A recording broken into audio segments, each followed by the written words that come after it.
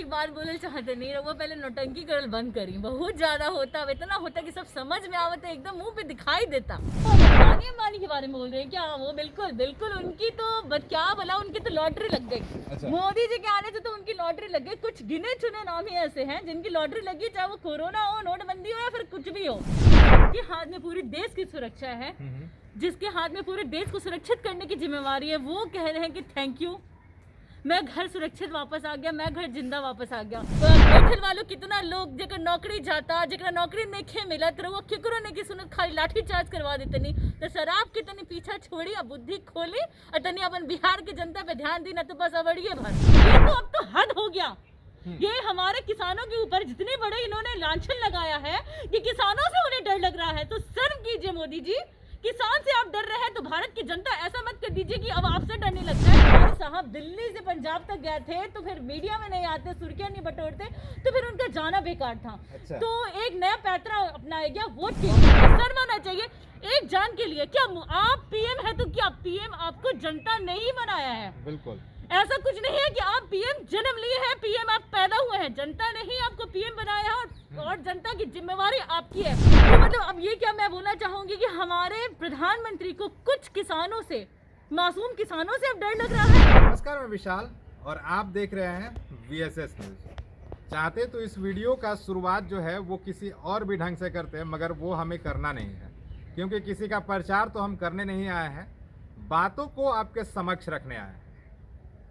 नरेंद्र मोदी नाम बिल्कुल आपने भी सुना होगा, हमने तो सुना ही है क्योंकि देश के प्रधानमंत्री हैं। अब बताइए, आप ही से मैं पूछना चाहता हूं कि आखिर ये कैसा स्टेटमेंट है एक प्रधानमंत्री का, जो कि पूरे सुरक्षा के साथ हमेशा रहते हैं। एक भूल सी हो गई थी शायद उनसे, या चूक हो गई, भगवान जाने कि आखिर क्यों ऐसा बात वो अपने शब्दों में बोलते हैं। बात दरअसल कुछ ऐसा था कि कल वो पंजाब में जा रहे थे एक जनसभा को संबोधित करने। उनका जो रास्ता था, काफिला था, वो हेलीकॉप्टर से जाने वाला था, मगर मौसम खराब होने के वजह से वो सड़क यात्रा कर रहे थे।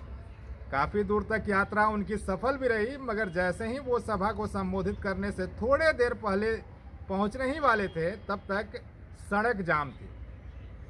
जाम होने की वजह से काफ़ी कठिनाइयों के बाद लगभग 15 से 20 मिनट तक उस जाम में वो फंसे रहे और फंसने के बाद फिर से उनका जो काफिला है वापस आ गया। वापस आने के बाद पहला ट्वीट होता है कि थैंक यू पंजाब के मुख्यमंत्री कि हम अपने जगह पर वापस आ गए। इस बात की पुष्टि करने के लिए हम अभी मौजूद हैं जाप कार्यालय के पास, जहां पर हमारे साथ जाप की सुप्रसिद्ध सुप्रिया जी, क्योंकि ये जब बोलती है ना भाई साहब, तो अच्छे अच्छे का जो होश है ना वो ठिकाने में आता है। ऐसा मैं इसलिए बोल रहा हूँ कि आप शायद पहली बार हमारे चैनल पे देख रहे होंगे, शायद नहीं, कई दफ़ा ये हमेशा सुर्खियों में रहती है अपनी विवादित बोली को लेकर, और ये विवादित उन लोगों के लिए होता है। बात तो ये बिल्कुल खरा करती है। क्यों खरा करती है इसका वजह भी आपको मिल जाएगा। सुप्रिया जी, सबसे पहले तो हमारे चैनल में आपका स्वागत है। विशाल जी, आज हम लोग एक ऐसे मुद्दे पे मिले जिसे मुझे लग रहा है कि मुझे हंसना चाहिए पहले।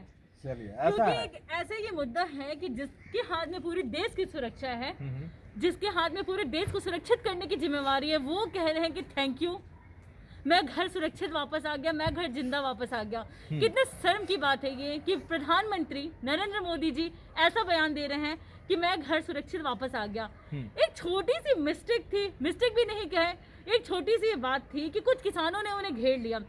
तो मतलब अब ये क्या मैं बोलना चाहूंगी कि हमारे प्रधानमंत्री को कुछ किसानों से, मासूम किसानों से अब डर लग रहा है कि वो कहते हैं कि मैं सुरक्षित घर वापस आ गया। कितने शर्म की बात है कि हमारे प्रधानमंत्री किसानों से डर रहे हैं। हेलीकॉप्टर का रास्ता छोड़कर, मौसम खराब होने के कारण वो हेलीकॉप्टर से नहीं गए, वो रोड से गए। एक छोटी सी बात थी ये। क्या कुछ किसानों ने अगर रोक लिया, जो किसान जो है मतलब हिंदुस्तान के हर एक नागरिक ने उन्हें वोट देकर चुना है, अपने प्रधानमंत्री बनाया है, और आज वो उनसे ही डर रहे हैं और कहते हैं कि मैं बच गया। कितने शर्म की बात है मोदी जी। आपको साफ पे ये बोलना चाहिए। तो सुर्खियां तो आपको बटोरनी थी, तो बटोरने का बहुत जल्दी एक अच्छा रास्ता अपनाएं। आप क्या बोल रहे हैं कि भीड़ नहीं था, इस वजह से मोदी जी रिटर्न हो गए? जी, भीड़ नहीं था तो पहले ये बनाया गया माहौल की मौसम खराब होने के कारण भीड़ नहीं है। अच्छा। तो हम हेलीकॉप्टर से नहीं जाएंगे, हम सड़क से जाएंगे। उसके बाद से फिर एक नया पैतरा किया गया कि भीड़ ने उन्हें सुर्खियां तो बटोर नहीं दी। भाई साहब, हमारे साहब दिल्ली से पंजाब तक गए थे, तो फिर मीडिया में नहीं आते, सुर्खियां नहीं बटोरते, तो फिर उनका जाना बेकार था। अच्छा। तो एक नया पैतरा अपनाया गया वोट के लिए। पब्लिक स्टंट था ये। बिल्कुल बिल्कुल बिल्कुल एक ऐसा पब्लिक स्टंट था जो कि है भी भैया। आज सुबह से जब भी आप मोबाइल खोलो, टीवी खोलो, न्यूज़पेपर खोलो, बस मोदी जी बच गए। अरे क्या हो गया? नॉर्मल किसान थे वो, ऐसा तो नहीं है कि कोई देशद्रोही थे, कुछ भी थे। अगर मैं एक छोटी सी बात बोलना चाहूंगी, जब पुलवामा हमला हुआ था, इतने बेकसूर सैनिक मारे गए, आज तक कुछ हुआ नहीं हुआ। इतने लोग मारे जा रहे, आम जनता मारी जा रहे, आए दिन आप मर्डर का केस सुन रहे हैं, यहाँ मर्डर हुआ, वहाँ मर्डर हुआ, कुछ भी हुआ नहीं। तो मतलब जैसे आपका जान है, वैसे भारत के हर एक जनता का जान है। उनके लोग भी उन्हें उतना ही प्यार करते हैं। तो अपने लिए जितना चिंतित हो रहे हैं, काश आप देश की जनता के लिए इतना चिंतित हुए रहते तो हमारा देश भी आज अच्छा होता। जब आपने नोटबंदी किया, कितनी जाने गई।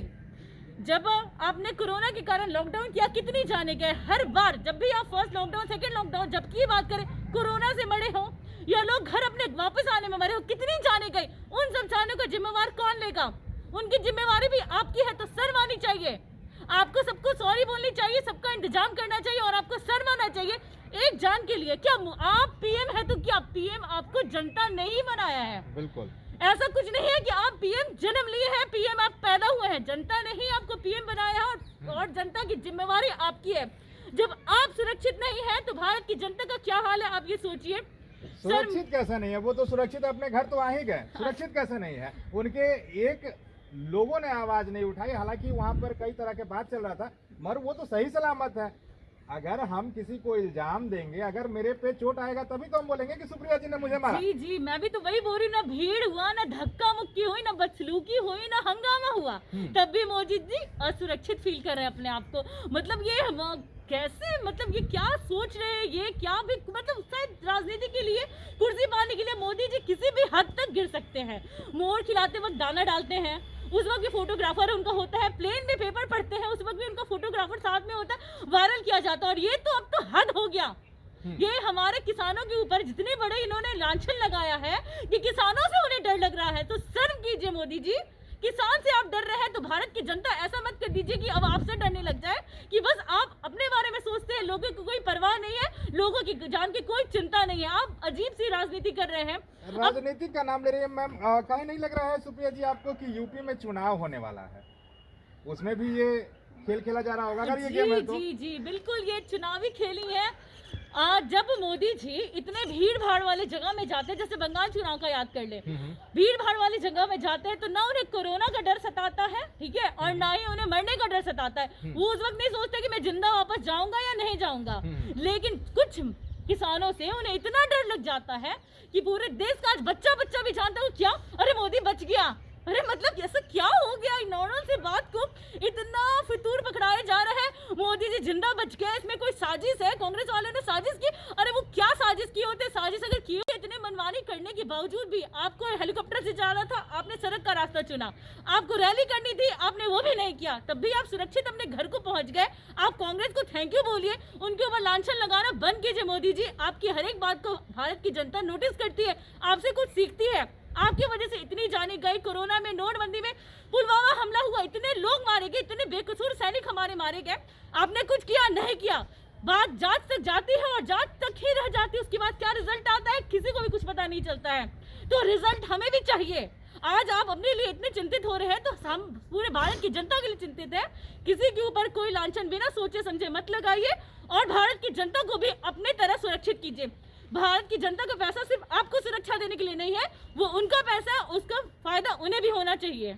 जी बिल्कुल, फायदा तो होना चाहिए, मगर सुप्रिया जी आप ये क्यों भूल जा रही हैं कि जब नरेंद्र मोदी, तो अभी जैसा आप बोले कि नरेंद्र मोदी कुछ नहीं किए हैं, तमाम पूरे भारत के लिए किए हैं, युवाओं के लिए उन्होंने कई बार कई योजना लाए हैं, उत्थान का यहाँ पर किया है, कई बड़े बड़े बिजनेसमैन का यहाँ पर इन्वेस्टर बनाया है। तो कैसे बोल रही हैं कि वो कुछ नहीं कर रहे हैं? बिजनेस वो अडानी अंबानी के बारे में बोल रहे हैं क्या? वो बिल्कुल बिल्कुल उनकी तो क्या बोला, उनकी तो लॉटरी लग गई। अच्छा। मोदी जी के आने से तो उनकी लॉटरी लग गई। कुछ गिने चुने नाम ही ऐसे हैं जिनकी लॉटरी लगी, चाहे वो कोरोना हो, नोटबंदी हो या फिर कुछ भी हो। काला धन हाय काला धन किए वो मोदी जी। रातों रात नोटबंदी किया उन्होंने। कितना काला धन ला के भारत की जनता का जेब भर दिया उन्होंने। कितनों को 15-15 लाख रुपए दे दिए। कितने बेरोजगारों को 2 रोजगार दे करोड़ दिया। रोजगार की बात हुई थी विशाल जी से, बात हुई थी, मिला अच्छा। नहीं था। हाँ। ठीक है विशाल जी, बात हुई थी।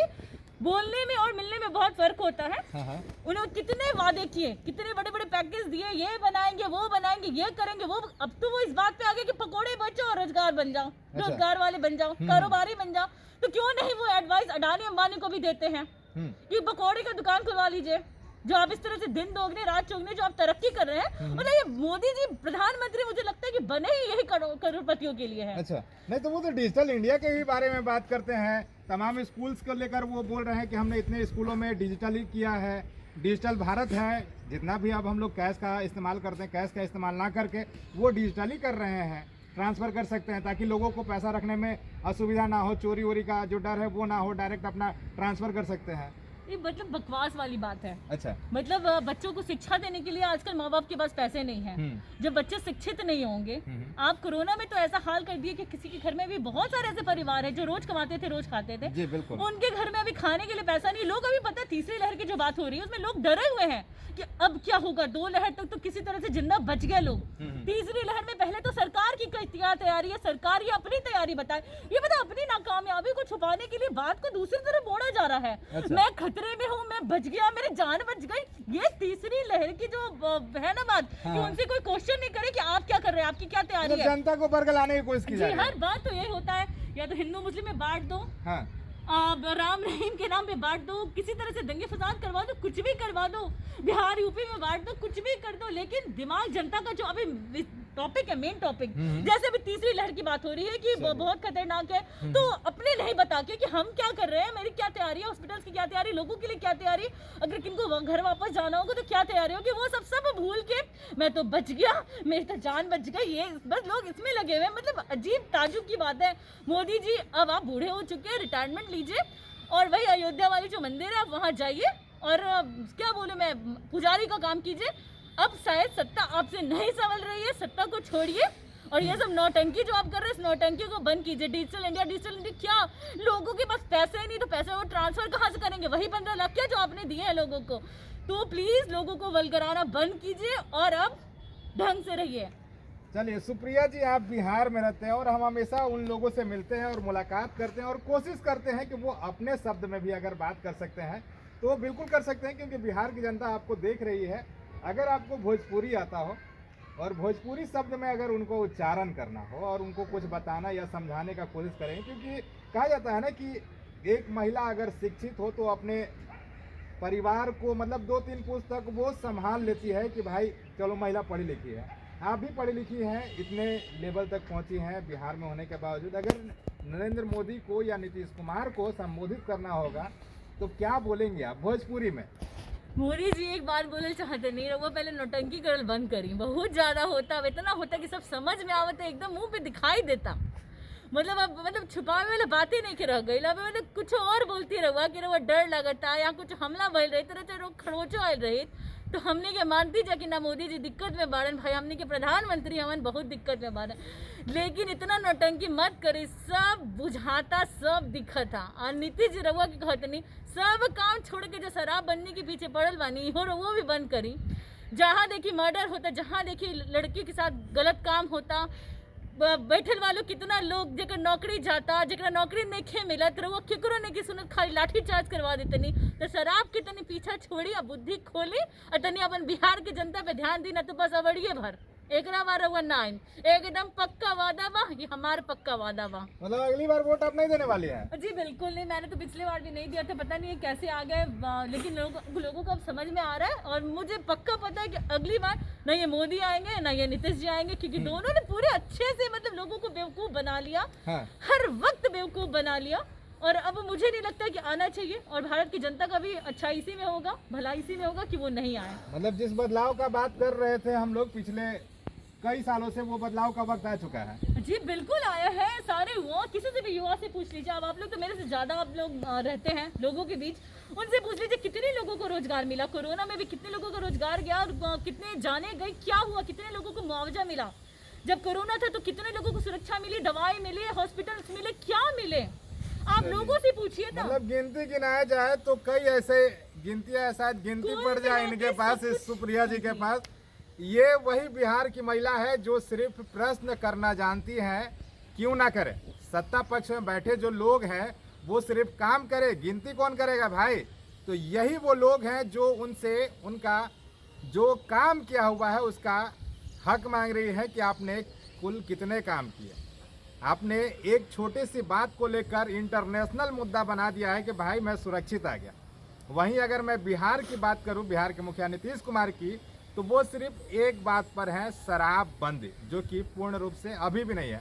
मगर देखने वाला बात यह होगा, जैसा आपने सुना मैडम ने किस तरह से भोजपुरिया अंदाज में दोनों को बताया, नरेंद्र मोदी को भी बताया और बिहार के मुखिया नीतीश कुमार को भी।